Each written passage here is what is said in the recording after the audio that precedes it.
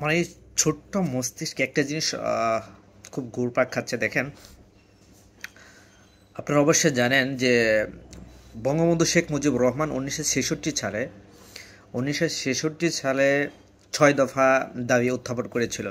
তো পাকিস্তান সরকার, পশ্চিম পাকিস্তান সরকার যদি 6 দফা দাবি মেনে নিত, তাহলে কি বাংলাদেশ স্বাধীন হতো? হতো না। দেখেন, আজকে এই যে ছাত্র আন্দোলন, এটা কিন্তু একমাত্র কোটা কোটা সংস্কার আন্দোলন ছিল, একমাত্র কোটা সংস্কার আন্দোলন। প্রথমে কিন্তু 1 দফায় ছিল যে কোটা সংস্কার চাই, পরবর্তীতে বা 9 দফা দেওয়া হলো, 8 দফা দেওয়া হলো। বাট এইটা যদি সাথে সাথে মেনে নিত, তাহলে অবশ্যই আর সরকার পদত্যাগ করতো না। এবং কি আপনার যে দ্বিতীয় স্বাধীন দেশ হিসেবে এখন বলতেছি, এইটার বলা যেত না। তো এখানে একটা বিষয় খুব দেখি, মানে ফেসবুকে, আপনার সোশ্যাল মিডিয়ায় অনেক ঘুরপাক খাচ্ছে। সেটা হচ্ছে যে এটা পুরোটাই ছাত্রদের কৃতিত্ব। আচ্ছা, ঠিক আছে, মানছি, কিন্তু এখানে আরও একটা বিষয় আছে। মানে সম্পূর্ণ ছাত্রদের কৃতিত্ব বলা যাবে না।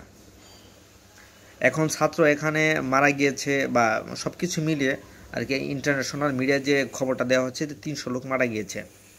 তো এখানে এই কারণে বলা যাবে না যে এখানে শুধু ছাত্ররা না, ছাত্রদের সাথে পলিটিশিয়ান, অন্যান্য সকল দলই ছিল। কারণ এই কোটা আন্দোলন নিয়ে এর আগেও কিন্তু আন্দোলন হয়েছে, এই কোটা সংস্কার নিয়ে আগেও আন্দোলন হয়েছে, বাট তখন কিন্তু সরকার উৎখাত করতে পারে নাই। হ্যাঁ, তবে এখানে সর্বশেষ, এখানে কোটা সংস্কারের সাথে, এখন কোটা সংস্কারের জন্য আপনার ছাত্র আন্দোলন করেছে, কিন্তু ছাত্রদের সাথে অন্যরা কেন আসছে? পলিটিশিয়ানরা কেন আসছে? ছাত্র না, বাট তারাও আসছে। কেন আসছে? শুধু এখানে সরকারের একটা দোষ না, এখানে তো আপনার স্বৈরাচারী শাসন ব্যবস্থা চালু করেছিল। মানুষকে জুলুম, নির্যাতন, ফাঁসি, গুম, খুন, দেশের অর্থনৈতিক অবস্থা চরম পর্যায়ে চলে গিয়েছে, যার কারণে কিন্তু সবাই আসছে। তো এখানে এখন যদি আমি ফুল ছাত্রদের কৃতিত্ব বলে দেই, বিষয়টা এটাও একটু ভুলই হবে। কারণ দেখেন, ছাত্ররা আন্দোলন করছে কিন্তু ছাত্রদের স্বার্থের জন্য। ছাত্ররা আন্দোলন করছে, এটা আমি বলতে পারি, ছাত্রদের স্বার্থের জন্য।